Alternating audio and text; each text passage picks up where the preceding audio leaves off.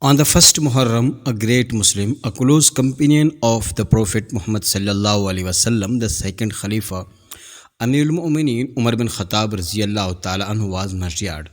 So I thought to telling some historical facts about his martyrdom. The famous Tabi'i Sa'id bin Musayyib rahimahullah ta'ala mentions upon occasion we were returning from Mina to Makkah. When we reached the outskirts of Makkah, Umar bin Khattab radhiyallahu ta'ala anhu wanted to rest.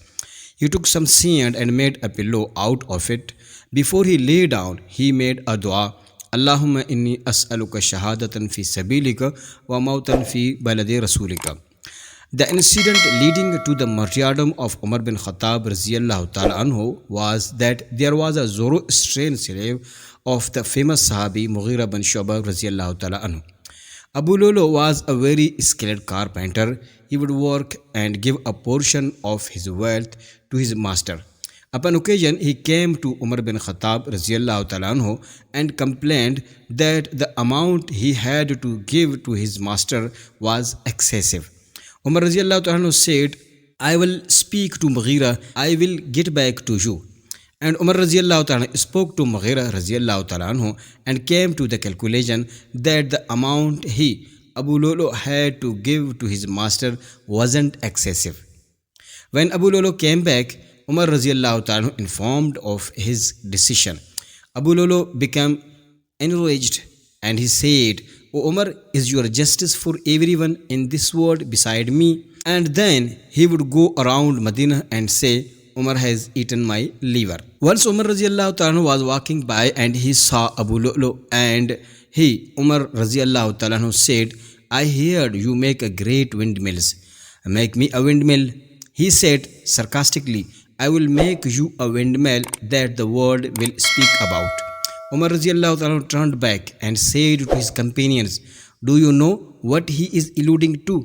He is alluding to the fact that he will try to kill me. The companion said, O Amirul Mu'mineen, if that is the case, then let's deal with him now. He said, preemptive action cannot be taken on the basis of suspicion. Narrated Sayyidina Amr bin Maimun radhiyallahu ta'ala anhu, the day he was stabbed, I was standing and there was nobody between me and him except Abdullah bin Abbas. Whenever Umar passed between the two rows, he would say, stand in straight lines.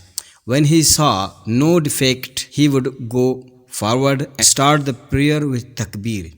He would recite Surah Yusuf or An-Nahl or the like in the first rak'ah so that the people may have time to join the prayer.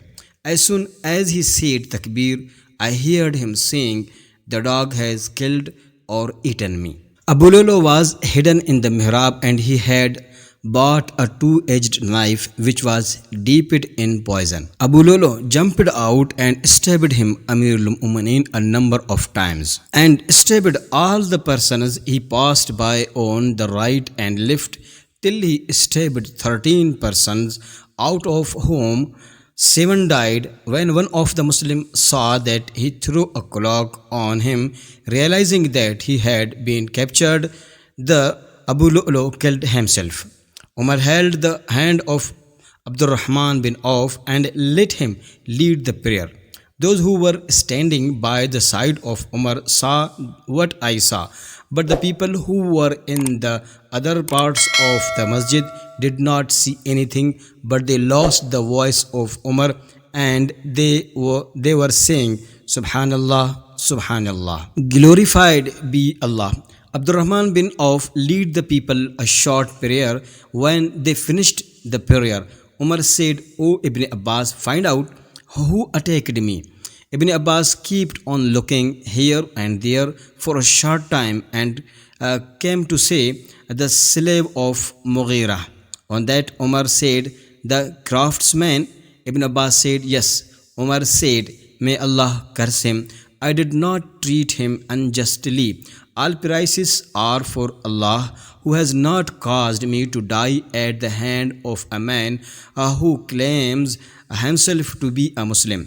No doubt you and your father Abbas used to love to have more non-Arab infidels in Medina. Al-Abbas had the greatest numbers of slaves. Ibn Abbas said to Umar, if you wish, we will do. He meant, if you wish, we will kill them. Umar said, you are mistaken, for you can't kill them. After they have spoken your language, pray towards your Qibla and performed Hajj like yours. Then Umar was carried to his house, and we went along with him, and the people were as if they had never suffered calamity before.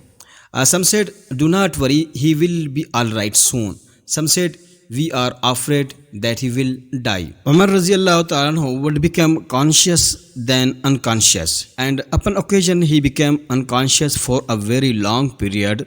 The Sahaba become very concerned.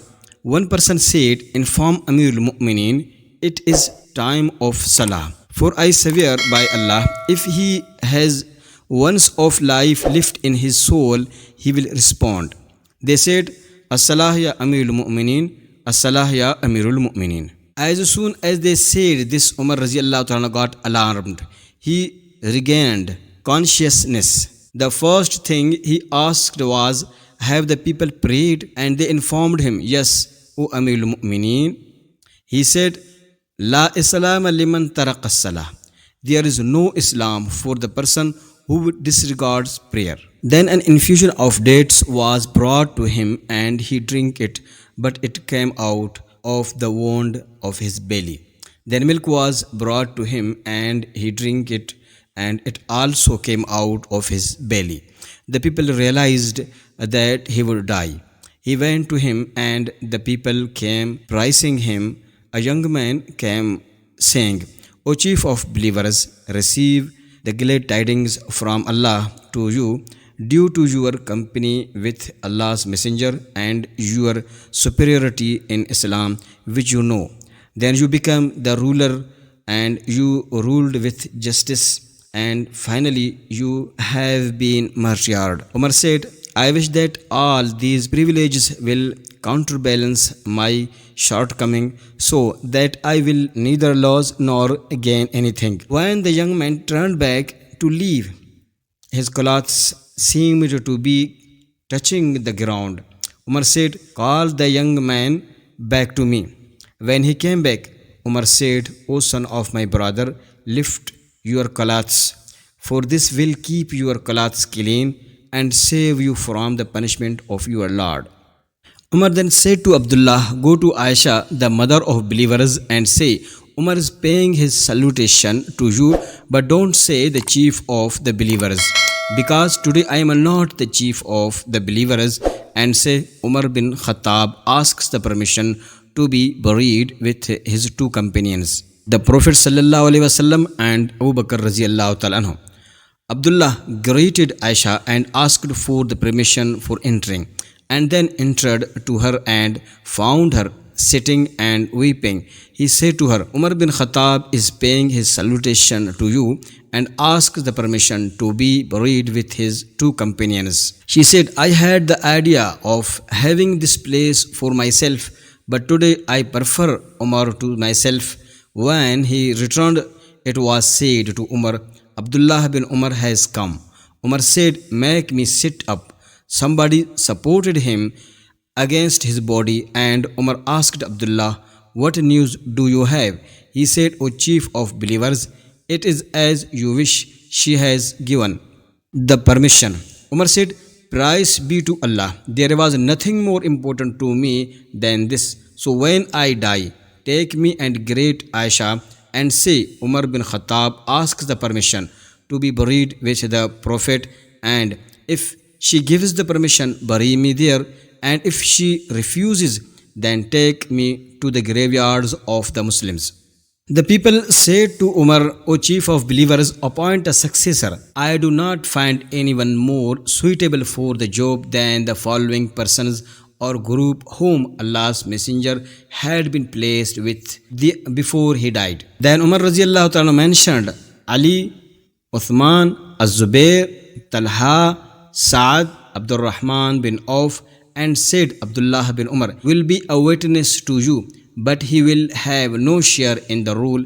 His being a witness will compensate him for not sharing the right of ruling. If Saad become the ruler, it will be all right. Otherwise, whoever becomes the ruler should seek his help, as I have not dismissed him because of disability or dishonesty. Umar added. Umar Raziallahu Ta'ala was at that time laying in the lap of his son Abdullah Raziallahu Ta'ala, and he told him, O Abdullah, place my face on the floor. And Abdullah Raziallahu Ta'ala, kissing the forehead of his father and his tears flowing, said, Why, my father? He Raziallahu Ta'ala said, Because if Umar is destined for Jannah, then no, the pillars of Jannah are softer than your thighs. And if Umar is destined for Jahannam, then no, you don't want a Jahannami in your thighs. And throughout this, Umar Raziallahu Ta'ala was saying, If leave me, knowing that there is no sin against me, I will be happy. Abdullah bin Abbas Raziallahu Ta'ala said, O Amirul Mu'minin, do not be concerned, for I swear by Allah Subhanahu wa Ta'ala, you accompany the Prophet Sallallahu Alaihi Wasallam, and he lifted this word and he was happy with you. Then you accompany Abu Bakr, and he lifted this word and he was happy. And you are now leaving the believers and they are happy with you. And then Umar Raziallahu Ta'ala said, O Abdullah, will you bear testimony to this on the day of judgment? And Abdullah Raziallahu Ta'ala said, I will. Then Umar Raziallahu Ta'ala calmed down. Be moderate in my grave, because if Allah Subhanahu wa Ta'ala has good for me, He will expand it. And if Allah Subhanahu wa Ta'ala has bad for me, He will this even tighter. And shortly after this, Umar bin Khattab Raziallahu Ta'ala passed away. So when Umar passed away, we carried him out and set out walking. Abdullah bin Umar greeted Aisha Raziallahu Ta'ala anha and said, Umar bin Khattab asks the permission. Aisha said, bring him in. He was brought in and buried beside his two companions. The day was Wednesday, the 26th or 27th of Dhul Hijjah, 23 Hijri, and he was 63 years old according to the correct view. Keep watching and follow my channel. Thank you.